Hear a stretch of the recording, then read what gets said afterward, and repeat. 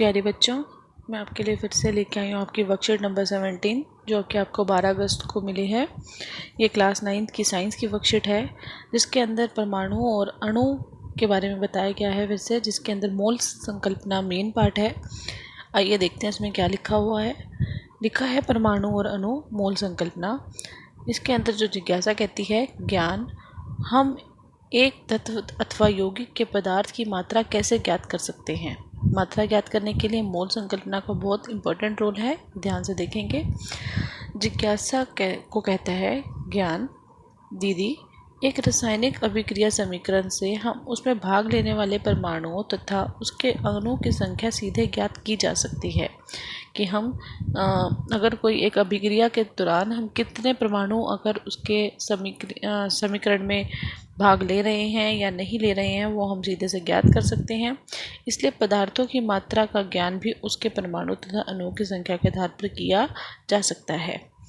इसके लिए मोल नामक SI इकाई प्रस्तावित की गई है। मोल एक इकाई है जिसके नाम जो इनकी इकाई है, एक मोल में 6.022 गुणा 10 की शक्ति 23 10⁻23 तात्विक कण होते हैं। एक मोल में जो गिनती की गई है वो इतने कण हमेशा होते हैं। इसको हमेशा याद रखेंगे। एक मोल की जो वैल्यू है, यह संख्या अवोगाद्रो स्थिरांक या संख्या कहलाती है। इस संख्या को हम अवोगाद्रो संख्या या एवोगैद्रो संख्या स्थिरांक कांस्टेंट यानी कि एवोगैद्रो कांस्टेंट कहते हैं, संख्या कहते हैं। किसी एक परमाणु, एक अणु या आयन अथवा कणों के एक मोल में मात्रा की वह संख्या है जो ग्राम में उस परमाणु अणु द्रव्यमान के बराबर होती है। क्या कहना चाहता है, जैसे कि आपको पता है जो कार्बन है उसका जो द्रव्यमान है वो क्या है, 12U, और हम इस 12U को हम 12 ग्राम भी लिख सकते हैं। ठीक है बेटा। ये जो मोल बताया उसने, जो एक मोल यानी कि जो मैं इंग्लिश में लिख दिया यहाँ पर, सॉरी मैं हिंदी में लिखती हूँ। एक मोल जो बताया उसमें कितनी संख्या बताई अणु की, 6.022 गुणा 10 की 23, ये है। अब वो कह रहा है कि जो एक मोल है वो इसके बराबर है। ठीक है। ये जो है यहाँ पर क्या है, ये है परमाणु। ठीक है। वो कह रहा है एक परमाणु या एक अणु या एक आयन, इन सब का क्या द्रव्यमान किसके बराबर है, एक मोल। समझ में आई? अब यानी कि अगर यहाँ पर ये 12 लिखा था तो हम यहाँ कह सकते हैं कि ये 12 ग्राम एक मोल के बराबर है। समझ में आ गई? ये 12 ग्राम किसके बराबर है, एक मोल के बराबर। अगर मान लीजिए यहाँ पर लिखा होता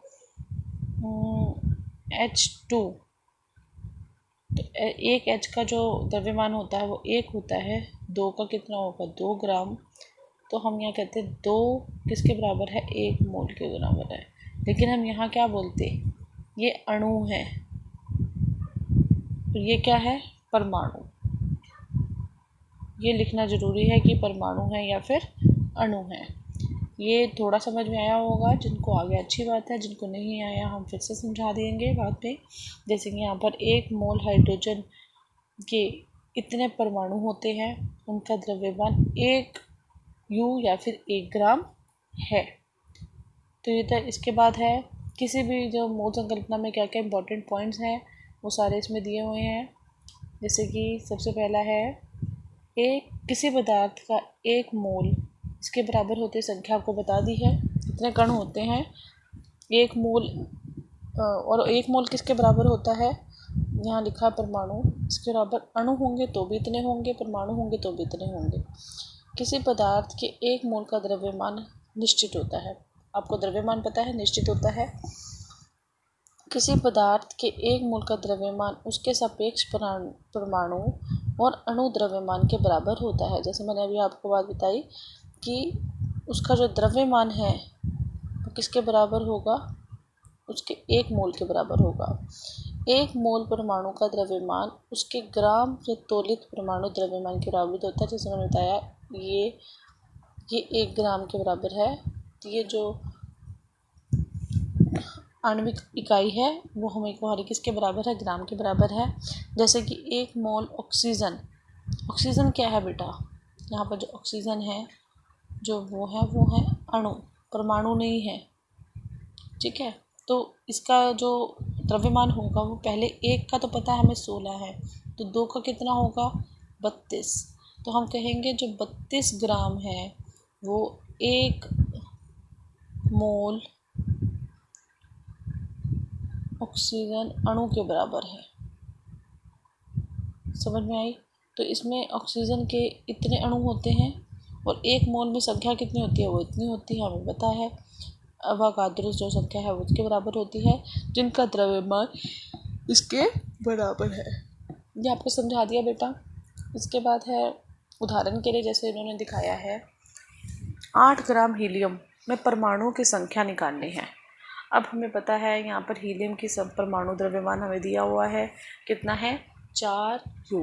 4U का मतलब क्या है 4 ग्राम, ठीक है। अब 4 ग्राम किसके बराबर होंगे, 1 मोल के बराबर, ठीक है। और 1 मोल में कितनी संख्या होती है, इतनी। अब हम यहाँ देखेंगे, यहाँ पर जो हीलियम के हैं वो परमाणु लिए गए हैं, अणु नहीं लिए गए, ठीक है। तो आगे हम क्या लिखेंगे, इतने परमाणु। 1 मोल हीलियम में 6.022 गुणा 10⁻23 परमाणु होते हैं। तो 4 ग्राम हीलियम में कितने होंगे, इतने होंगे। आपको समझ में आ गई, क्योंकि ये इसका द्रव्यमान है। तो 4 का उसने दिया हुआ है तो 8 का निकालना है, तो हम उससे 4 से देंगे भाग और 8 से कर देंगे गुना, तो हमारे पास उत्तर आ जाएगा 12.044 गुना 10⁻22 परमाणु। बेटा बहुत सिंपल था।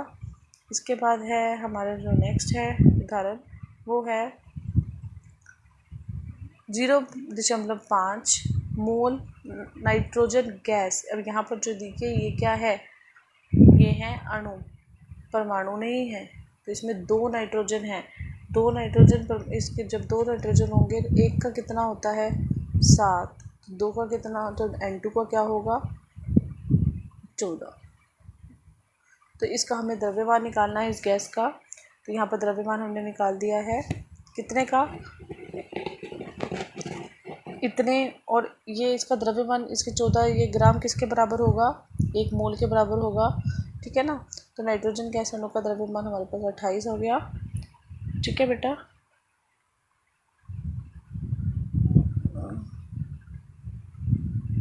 ये सॉरी बेटा, मैंने ऊपर थोड़ा सा गलत बता दिया आपको, मेरे थोड़ा सा दिमाग से निकल गया यहाँ पर। ये जो है एक मैंने उसका एटॉमिक नंबर ले लिया, ठीक है। ये द्रव्यमान लेना था मुझे, तो मैंने यहाँ पर उसका संख्या ले ली, ठीक है। तो वो संख्या नहीं, यहाँ पर जो एक नाइट्रोजन का जो द्रव्यमान होता है 14 होता है, 14 होता है, 2 का कितना होगा 28, ठीक है। तो यहाँ अणु का द्रव्यमान हमारे पर निकल गया है। 1 मोल नाइट्रोजन में अणु का द्रव्यमान इतना है, तो उससे आधे मोल में कितना होगा, उसके आधे होंगे, द्वारा 14 ग्राम हो जाएगा। तो इसके बाद है बेटा प्रश्न उत्तर। सबसे पहला 1 मोल को परिभाषा लिखिए। 1 मोल की परिभाषा बेटा हम यहाँ से लिख सकते हैं, 1 मोल में इतने कण होते हैं, और यह संख्या इसके अंदर ये लिख सकते हैं, ठीक है। यहाँ से लिखेंगे किसी भी परमाणु आयन में मोल की अंतर संख्या वह है जो उसके ग्राम के परमाणु अणु द्रव्यमान के बराबर होती है, ठीक है। ये बेटा यहाँ से आप 1 मोल की जो परिभाषा आराम से लिख सकते हैं क्वेश्चन नंबर 1 के लिए। इसके बाद है क्वेश्चन नंबर 2, जिसके अंदर लिखा है अवोगाद्रो स्थिरांक की मात्रा क्या विभिन्न पदार्थों के लिए भिन्न भिन्न हो सकती है, समझाइए। तो बेटा यहाँ पर ये फिर से यही बात बोली है, नहीं वो एक जैसी ही रहती है, वो अलग अलग पदार्थों के लिए अलग अलग नहीं होती। तो यहाँ पर सबसे पहले तो लिखेंगे नहीं, वो अलग अलग पदार्थों के लिए अलग नहीं होती। क्यों नहीं होती, यहाँ पर उसने समझाया हुआ है। ये देखिए, एक मोल में मात्राओं की वह संख्या जो ग्राम में उसके परमाणु अणु द्रव्यमान के बराबर होती है, क्योंकि परमाणु और द्रव्यमान का जो है, परमाणु या फिर अणु का जो द्रव्यमान है वो क्या है, निश्चित है। हमने यहाँ पर एक जगह और पढ़ा था, आपको दिखाती हूँ। ये रहा, जो यहाँ पर ये रहा, किसी भी पदार्थ में एक मोल का द्रव्यमान में सदैव क्या होता है, निश्चित होता है।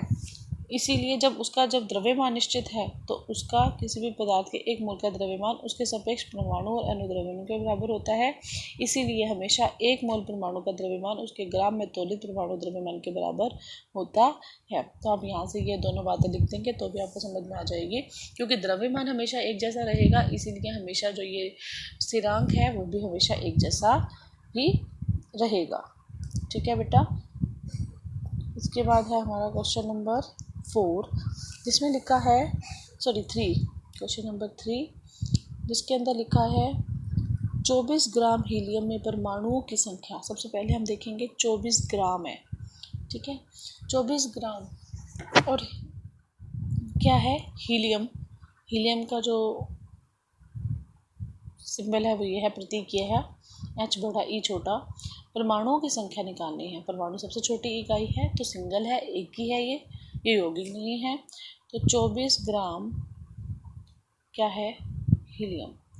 इसमें हमने क्या संख्या किसकी ज्ञात करनी है, परमाणुओं की संख्या। परमाणुओं की संख्या निकालने के लिए 24 ग्राम हीलियम में किसकी संख्या, परमाणुओं की संख्या। अब हमें पता है कि हीलियम का जो द्रव्यमान यहाँ पर दिया हुआ भी है, अगर देखेंगे तो क्या है, 4 U होता है, द्रव्यमान इकाई है, जिसको हम क्या कह सकते हैं, 4 ग्राम, क्योंकि बराबर होता है, द्रव्यमान में तोला हुआ बराबर होता है उसके। और हम कह सकते हैं कि जब 4 ग्राम हीलियम किसके बराबर होगा, 1 मोल के बराबर होगा, ठीक है। और 1 मोल में कितनी संख्या होती है, अवोगाद्रो जो संख्या है हमारी वो क्या है, 6.022 इंटू 10⁻23। ये है हमारी एक हीलियम में, 4 ग्राम हीलियम में। तो 1 ग्राम हीलियम में कितनी होगी, हम यहाँ पर कर लेंगे, भाग दे देंगे 4 से। उसने पूछा है 24 में, सबसे पहले हम 1 में निकालते हैं, फिर हम 24 से गुणा कर देंगे, अब ज़्यादा है तो यहाँ पर हमारा जो ये 24 आ जाएगा आगे, नीचे 4 है, ये 6 है, ठीक है। तो इसको जो गुना करके आंसर आएगा हमारे पास वो हमारा सही होगा, ठीक है बेटा। तो ये हमारा जो आंसर आया है वो है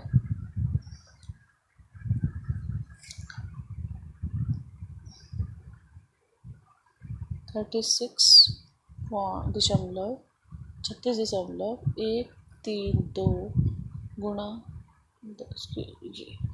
इसको हम दूसरे तरीके से भी लिख सकते हैं, इतने परमाणु लिखेंगे पहले तो, ठीक है।